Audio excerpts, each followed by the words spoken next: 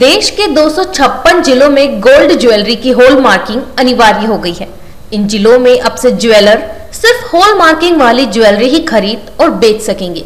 ऐसे में कई लोगों के मन में सवाल है कि उनके पास रखे पुराने सोने का क्या होगा। हम आपको आज हॉल मार्किंग और इससे जुड़ी चीजों के बारे में बता रहे हैं। सबसे पहले समझ लें कि हॉल मार्किंग क्या है। हॉलमार्क सरकारी गारंटी होती है। हॉलमार्क भारत की एकमात्र agency bureau of Indian standards BIS देती है। हॉलमार्किंग में किसी प्रोडक्ट को तय मापदंडों पर प्रमाणित किया जाता है। BIS वह संस्था है जो ग्राहकों को उपलब्ध कराए जा रहे सोने की जांच करती है। सोने के सिक्के या गहने पर हॉलमार्किंग के साथ BIS के लोगों का होना जरूरी है। इससे पता चलता है कि BIS की लाइसेंस वाली लैब में इससे शुद्धता की जांच की गई है। अगर आपके पास बिना हॉलमार्किंग वाला सोना है तो उसका क्या होगा? 15 जून 2021 के बाद बिना हॉलमार्किंग वाला सोना एक्सचेंज किया जा सकेगा। इसके अलावा अगर आप चाहें तो अपने ज्वेलर के जरिए अपने सोने की हॉलमार्किंग करा सकते हैं। मामले के जानकार संजय मंडोत के मुताबिक BIS 5 साल की लाइसेंस फीस 11,250 रुपए लेकर ज्वेलर को यह लाइसेंस देती है। फिर ज्वेलर्स हॉलमार्क सेंटर पर ज्वेलरी की जांच करवाकर कैरेट के हिसाब से हॉलमार्किंग जारी करवाता है। आम आदमी पुरानी ज्वेलरी पर सीधे सेंटर जाकर हॉलमार्किंग नहीं लगवा सकता। उन्हें संबंधित ज्वेलर के जरिए ही आना होगा। हालांकि वह सेंटर पर सोने की शुद्धता की जांच न्यूनतम राशि देकर करवा सकते हैं। अपनी पुरानी ज्वेलरी बेच सकेंगे या नहीं? BIS के अनुसार ग्राहकों से पुरानी गोल्ड ज्वेलरी खरीदने के बाद ज्वेलर उसे पिघलाकर नई ज्वेलरी बनाते हैं। पुरानी ज्वेलरी एक तरह से ज्वेलर के लिए रॉ मटेरियल होता है, इसलिए ग्राहक द्वारा उसकी बिक्री और ज्वेलर द्वारा उसकी खरीदी करने पर 15 जून 2021 के बाद कोई दिक्कत नहीं होगी। लेकिन ज्वेलर नई ज्वेलरी बेचेगा तो उस पर BIS हॉलमार्क होना जरूरी है। इसका आम आदमी को क्या फायदा होगा?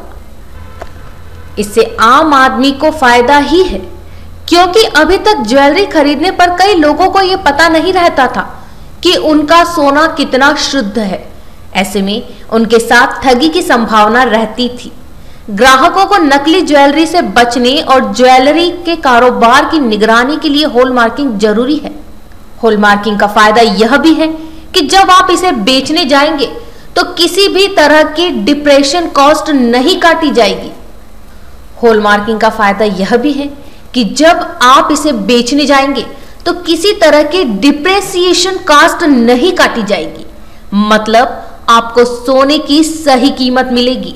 हॉलमार्किंग में सोना कई फेज में गुजरता है। इसमें इसकी शुद्धता की गड़बड़ी की गुंजाइश ही नहीं रहती। जानते हैं हॉलमार्किंग से नई ज्वेलरी की कीमत पर क्या असर होगा? Indian Boolean and jewellers association IBJA के नेशनल सेक्रेटरी सुरेंद्र मेहता कहते हैं कि हॉलमार्किंग लागू होने से ज्वेलरी की कीमत थोड़ी बढ़ सकती है, क्योंकि इससे लोगों को अब सरकार टेस्टेड ज्वेलरी मिलेगी। इससे इसकी कीमत थोड़ी बढ़ सकती है। जानिए पुरानी ज्वेलरी की हॉलमार्किंग कराने पर कितना खर्च आएगा और कितना समय लगेगा। ज्वेलरी या गोल्ड आइटम पर हॉलमार्क के लिए 35 रुपए टैक्स अतिरिक्त है, लेकिन गहनों की शुद्धता की जांच के लिए न्यूनतम 200 रुपए और टैक्स लगेगा।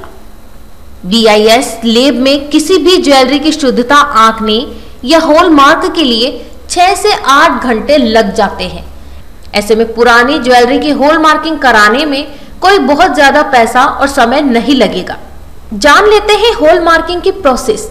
BIS से इस तरह होगी गोल्ड हॉलमार्किंग। 2 ग्राम से अधिक ज्वेलरी को BIS से मान्यता प्राप्त सेंटर पर जांच करवाकर उस पर संबंधित कैरेट का BIS मार्क लगवाना होगा। ज्वेलरी पर BIS का तिकोना निशान, हॉलमार्किंग केंद्र का लोगो, सोने की शुद्धता लिखी होगी।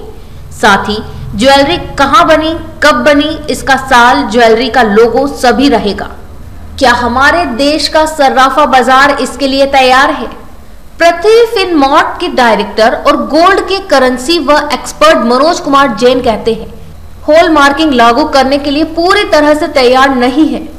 इसका कारण है कि कोरोना की दूसरी लहर के चलते देश में बीते कुछ महीनों से लॉकडाउन लगा था। इस कारण कई छोटे ज्वेलर BIS में रजिस्ट्रेशन नहीं करा पाए हैं। जानते हैं इसका सरकार को क्या फायदा होगा। मनोज कुमार जैन कहते हैं कि इससे सरकार को टैक्स मिलेगा।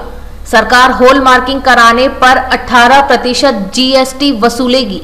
इससे सरकार की आमदनी भी होगी। देश के 10% ज्वेलर पर भी नहीं है BIS का लाइसेंस। सुरेंद्र मेहता कहते हैं कि सरकार ने ज्वेलर को रजिस्ट्रेशन कराने के लिए 1 साल पहले का ज्यादा समय दिया था, लेकिन देश में इस समय करीब 5 लाख ज्वेलर हैं, जिनमें से सिर्फ 40,000 लोगों ने इसके लिए रजिस्ट्रेशन कराया है। यानी 1 साल में 10% ज्वेलर्स ने भी रजिस्ट्रेशन नहीं कराया है। कई ज्वेलर्स ऐसे हैं जिन्होंने जानबूझकर इसके लिए रजिस्ट्रेशन नहीं कराया है। 24 कैरेट के बारे में बताना चाहेंगे कि 24 कैरेट सोना होता है 99.9% शुद्ध। जी हाँ, सोने की शुद्धता कैरेट के हिसाब से रहती है और 24 कैरेट सोने को सबसे शुद्ध सोना माना गया है। लेकिन इसके आभूषण नहीं बनते क्योंकि वो बहुत मुलायम होता है। आमतौर पर आभूषणों के लिए 22 कैरेट सोने का इस्तेमाल किया जाता है, जिसमें 91.66% सोना होता है। आइए आपको समझाते हैं सोने के शुद्धता की गणित। 1 कैरेट गोल्ड का मतलब होता है 1/24 गोल्ड। यदि आपके आभूषण 22 कैरेट के हैं तो 22 कैरेट को 24 से भाग देकर उसे 100 से गुणा करें।